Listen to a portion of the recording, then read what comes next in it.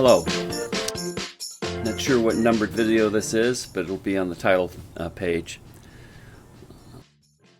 This video is about tuning the action of my Shirogorov Dr. Death. This guy right here. Right now it's pretty good. Well, let me back up a little bit. Here's the ideal. This is a 95T.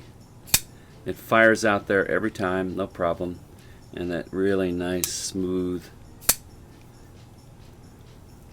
shut close. Actually, that could be loosened up a little bit. But with this one, half the time, I will simulate it. I can't. I've improved it too much.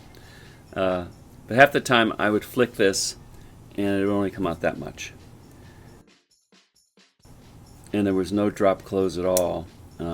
Even with this, I have to help it along a little bit. But it's not that bad, and it fires open pretty quickly. So I want to tell you how I got from half the time firing this thing and having it, have it go like that, and actually having to use my finger to close it, to a nice open and almost the good Shirogorov closing. I'm no expert in making adjustments to knives. I've just done it to all my knives, and have been pretty successful on all of them. This one was sort of a challenge, but I'll tell you what I did as I did it. One of the mistakes that I'll show you while I have it closed like this, or assembled like this, is I did not realize that the detent ball is actually showing on this thing. Because one of the things I do to help the action is I polish along the detent track. This track right here. And I don't have any tools that can polish something that is probably, I don't know, 1/2 millimeter wide, maybe less than that. But I have some Dremels with some, like 1/8 inch to 3/8 of an inch kind of points to it, and I would work along that with different polishing compounds, and then ended up with using this polish. But it ends up showing, and that's too bad. It doesn't really bother me, but when I sell this thing, or if I sell it, somebody's going to look at that and go, "Oh God, that knife is ruined." But the track is going to show anyhow, because that's part of the design of the knife. It's just a little area on the outside. Okay, so taking it apart. I've done another review on the Shirogorov pen tool. These things store in this little compartment up here. And I talked about how expensive it was and wish it was cheaper, and that's still all true, but it's very handy for working on these knives. This screw came out very easily when I first got it, indicating to me that some previous owner had been playing with this. I think they're usually held in with some Loctite, and many times what I have to do is put some heat on there, or do a little trick where I kind of put the edge, this isn't what I would do, but I put the edge like that and force this down here. It would bind up the post, and then I could unscrew it. So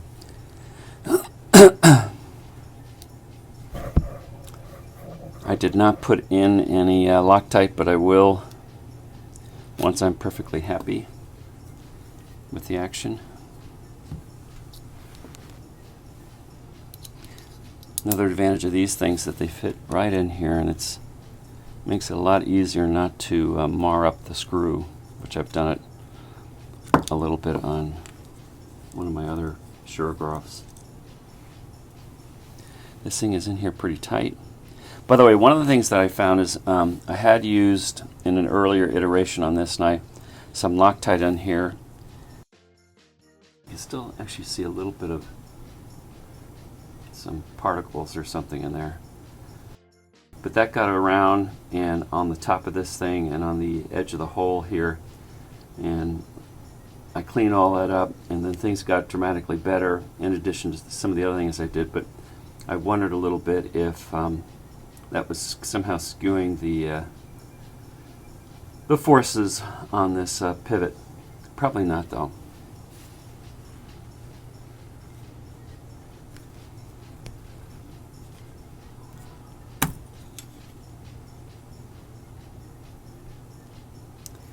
Okay.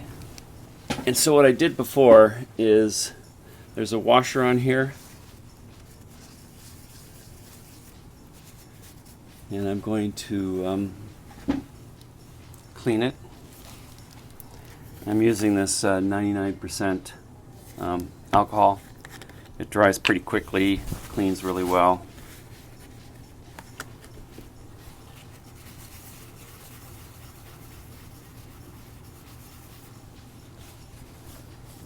See, there's still some dirt on there.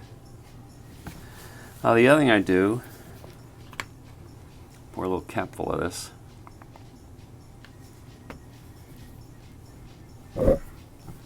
I've got a supply of Q-tips around, and I do that to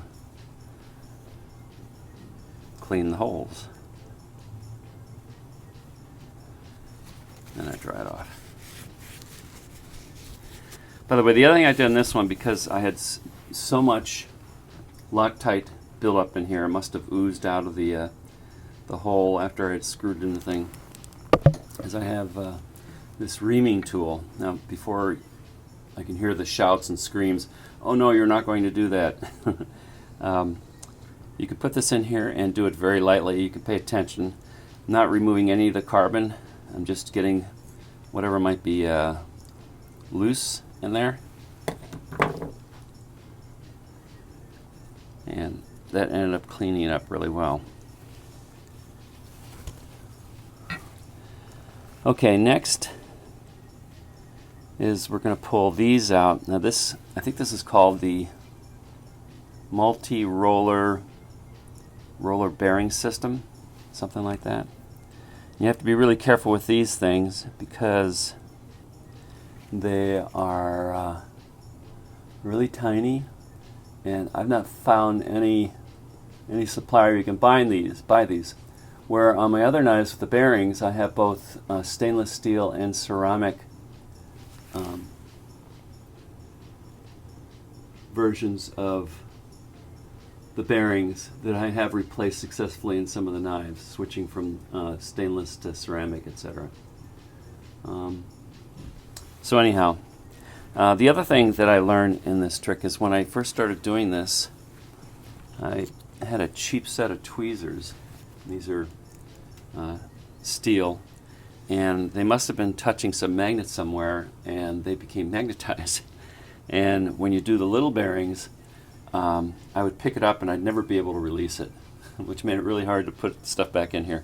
Not only that, but the magnetism of this magnetized the bearings, and then the bearings would stick together. So I ended up getting a really nice non-magnetic tweezer set. Who makes these things? But they're relatively inexpensive, and you can see how they're pretty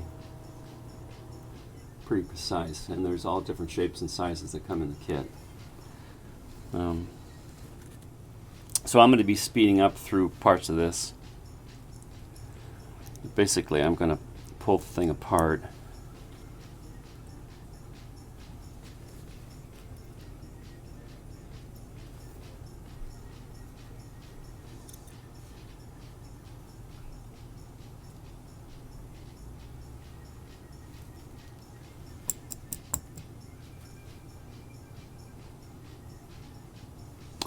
One nice thing with this microfiber cloth, this is the heavier kind.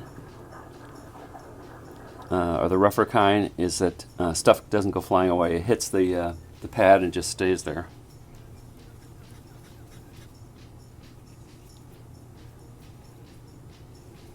So this was a lot dirtier before. It still generates some.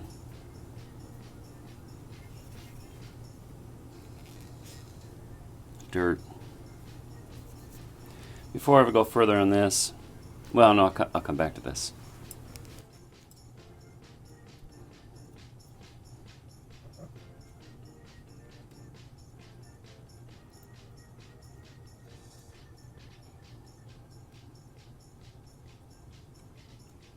So I'm going to clean up the knife a little bit.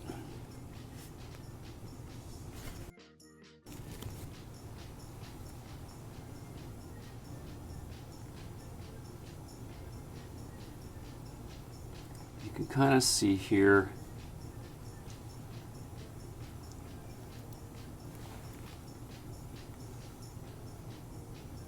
where I tried to polish along this thing. I knew I didn't want to get out too much that way because you'd see it. As it turns out, the hilt of the knife, I guess you'd call it, stops in here, so you end up seeing this anyhow. But this was done with a Dremel on top of there. Now the very precise line, the detent ball does it itself. And a lot of people say, well, don't even bother doing anything with this because over time it'll just polish. Oops. It'll just polish itself, which is probably true.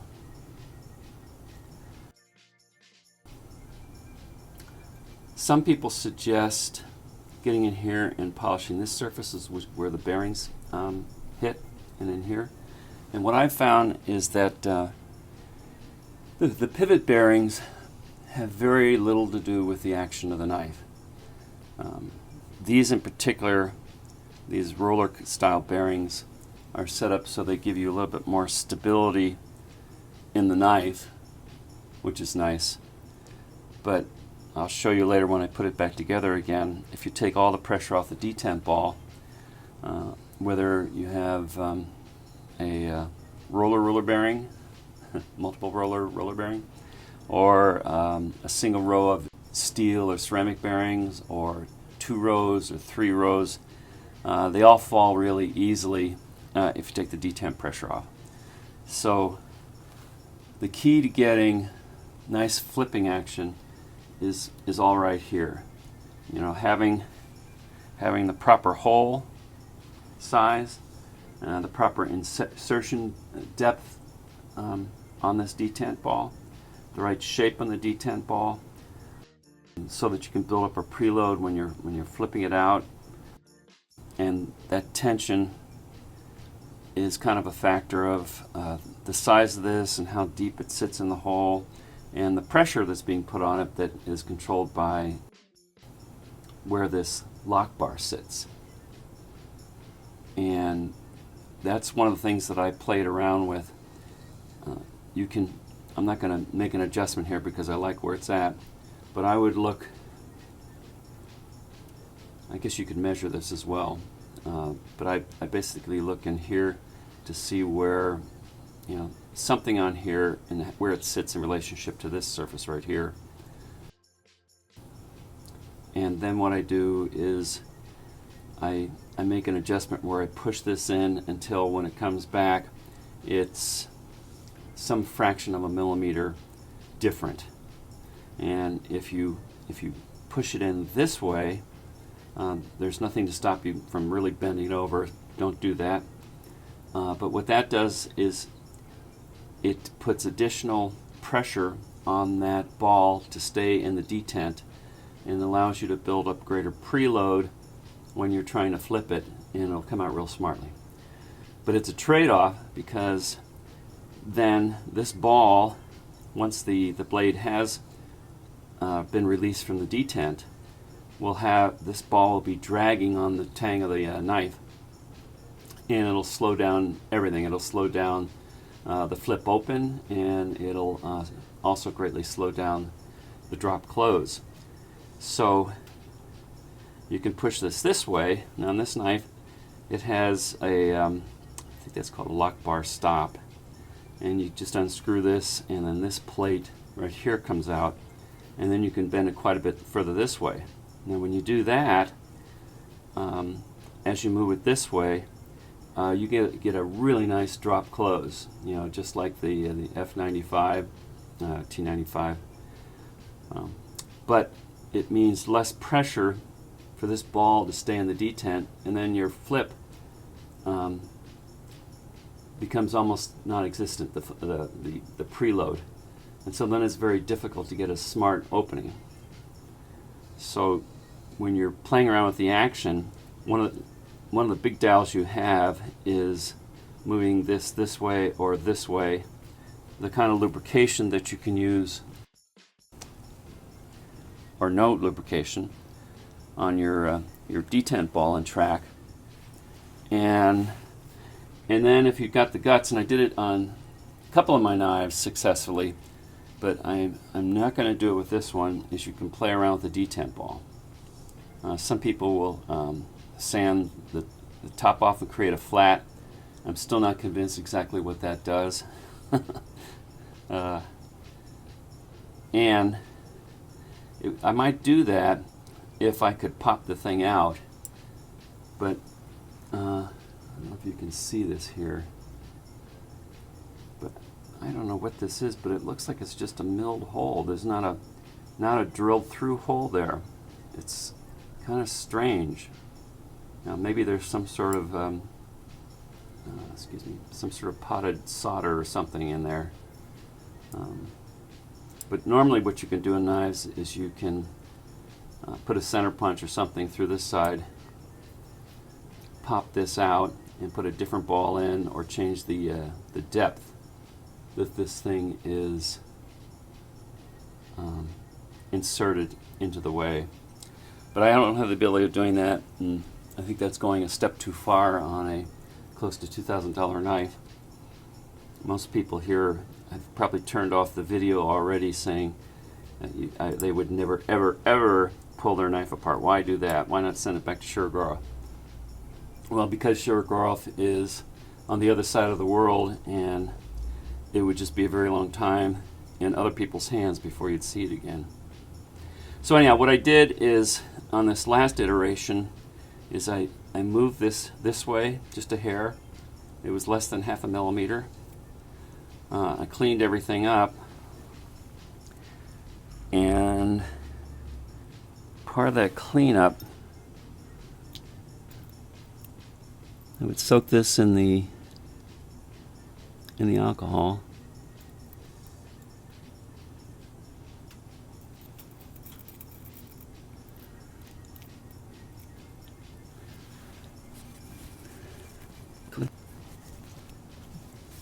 And then for this, I use a paper towel.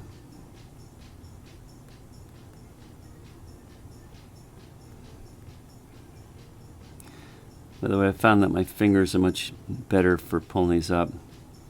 Now, even though I just cleaned this a little while ago, you're probably seeing some dirt, like just from sitting on there. And I'm pretty sure what that is. It might be from the steel slowly being rubbed off. But this knife also has a slight amount of lock stick, which can be fixed quite well with this dry lubricant powder. But it's a little messy, and you put it in there, and sometimes it goes where it shouldn't go. So you see the black dirt here as I'm cleaning it up. It'll do nothing but help the knife because it's lubricant, but that's probably where the black stuff comes from.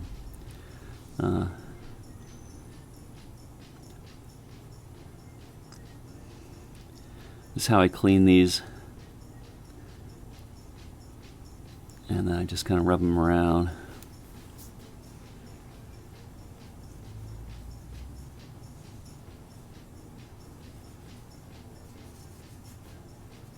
Okay, lubricant. I used to use nano oil a lot, but I wasn't getting any luck on this particular knife with it, and I think maybe it's 'cause it's a viscosity issue. I'm not sure. Some people call this stuff snake oil. It's supposed to have nanoparticles in it, but there's virtually no specs on it.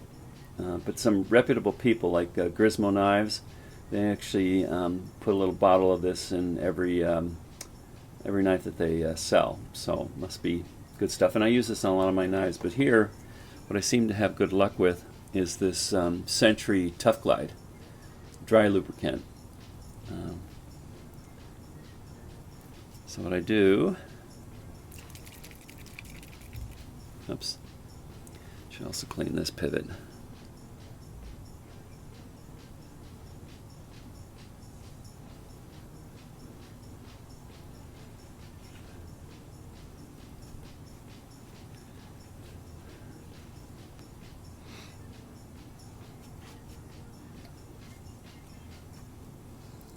I do this stuff very sparingly, just a drop at a time.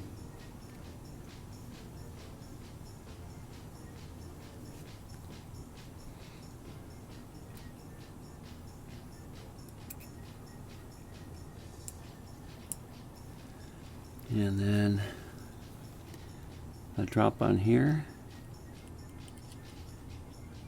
and then trail it around. There might be a second drop that ekes its way out.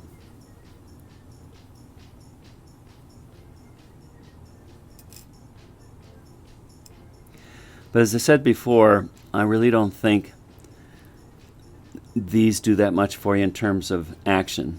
They'll stabilize the knife and they'll make it fall freely if there's no detent pressure. But so I like knives with bearings, washers. You can see a little bit of the friction that they put on it. Now these are a real bitch to put in, and actually to put them in properly, I use this head glasses. And what I found is if you grab these guys, this is very tedious, so I'm going to shut up for a second here. Well, you see I do it, but I try and grab these guys at the top so that there's stuff underneath, and then I can drop them in, and then I turn this a little bit and so on. Okay, so let's speed up through this.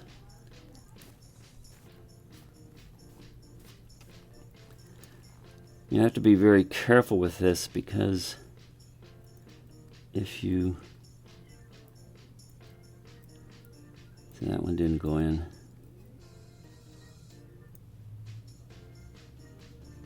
Sometimes these little pincer things will get caught in one of these bearing slots, and if not paying attention, I can lift the whole thing up and basically have to start all over again.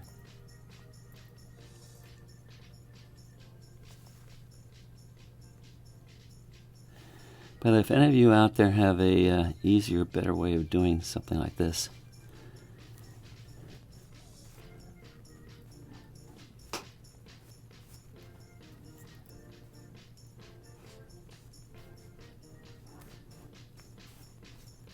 all right, so that's the first one.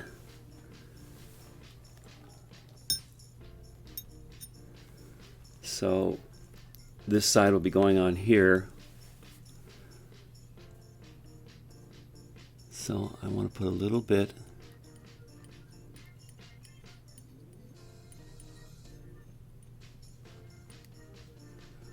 on the, this would be the bearing race. Whoa, too much.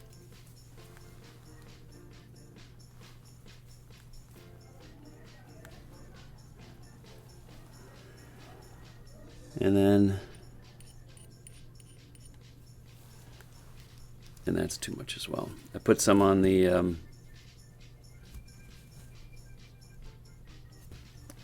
raceway, the detent raceway. I put the stop pin in, and you always try to work on this side first. It seems to work out the best.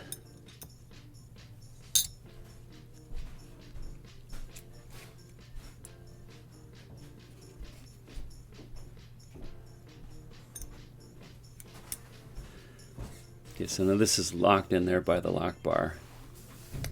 Next is I put just a little bit in here,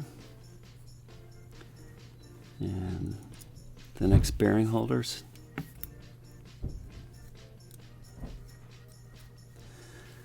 And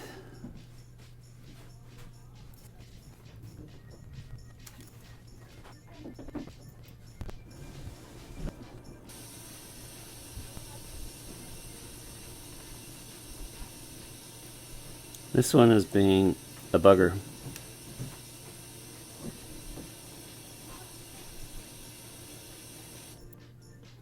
That was real close. I almost lifted that up. You would hear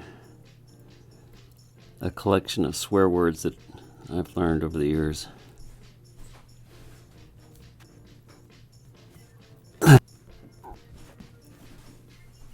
Three to go. It's always nice to see I've got 3 left. People have said that if you lose some of these, it's not a big deal. I would think that it would leave open a hole that could gather more dirt. There's a guy, I can't remember his last name, but I'll print it on the screen. His name's Tom, who's the Shirogorov rep out here, who can help you, I think, get parts and stuff. Okay, so that's in. So we'll put in some of the rest of the stuff because we can close this up now.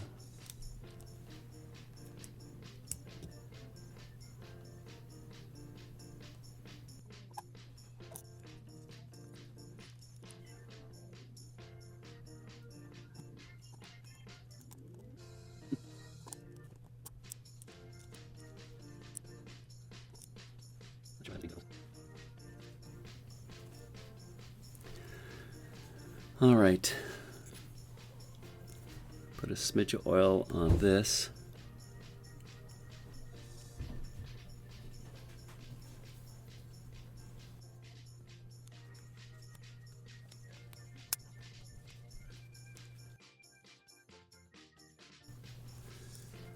And I noticed the last time I did this, I tightened this one first. Not sure if that made a difference. However, I do know on some knives there is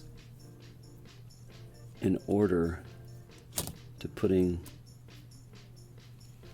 in the screws.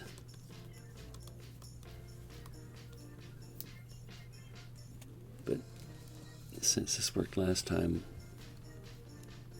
whether this pen has a magnetic holder. All right.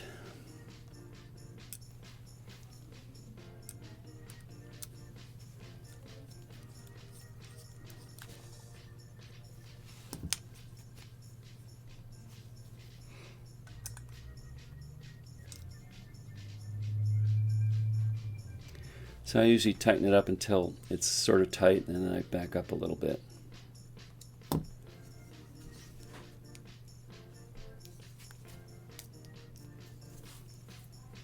Yeah.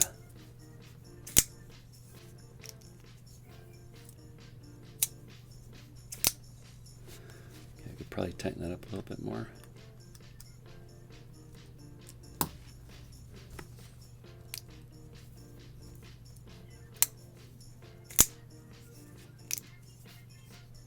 And so I get what I had before. So that's good. And let me tell you what I meant by the detent ball and the bearings. If I pull this detent ball back,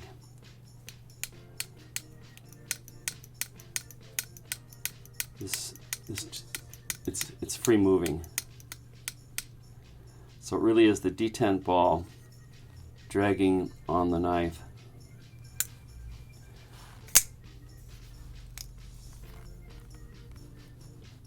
So the next step I would do, if I'm happy with this, is oh hell, might as well do it.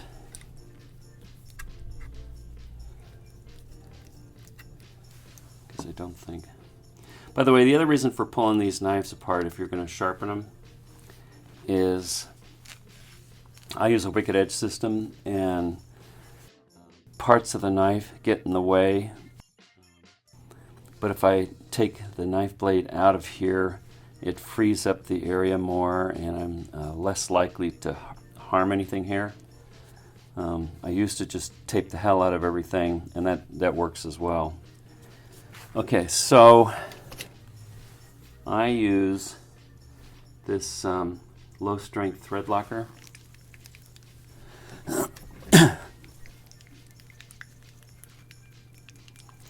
I'm not going to put it down here because this seems to stay put. This one sometimes shifts a little bit.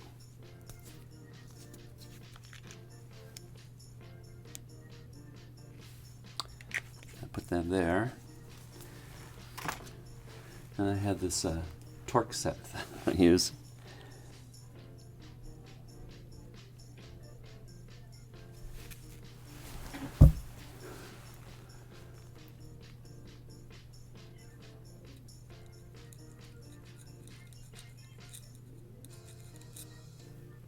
So it's hardly anything in there.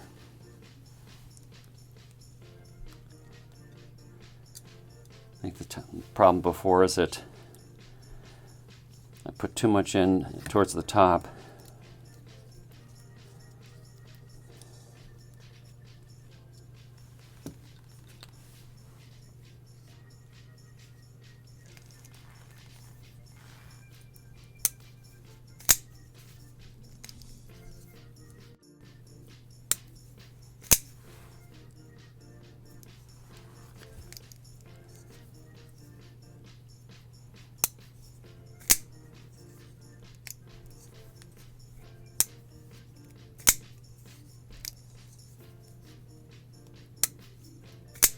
I like it. Now to open this up again, I may have to put a little heat on here, but this is fairly weak stuff. It's enough to hold things in place. This 222, but you don't need much. This was really made for screws that go into vibrating machines, the Loctite in general. So this low stuff is fairly easy to break when you put, yeah, so I kind of like that.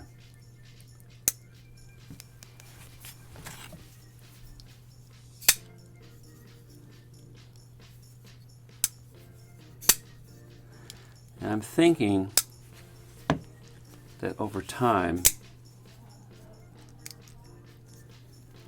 that detent trail will polish up. Sometimes I help it by sitting there in front of the TV and doing that for 100 times, that for 100 times, that for 100 times, that for 100 times, and trying to polish up that detent. But even so, you know, it's a really beautiful knife. And I'm glad I didn't turn around and sell it like I was thinking of doing. Glad I was able to fix it. So that's it. If you have any questions, feel free to ask. But keep in mind, I'm not an expert. I can just tell you what works and what didn't work on this thing. So that's it. Until next time. Bye.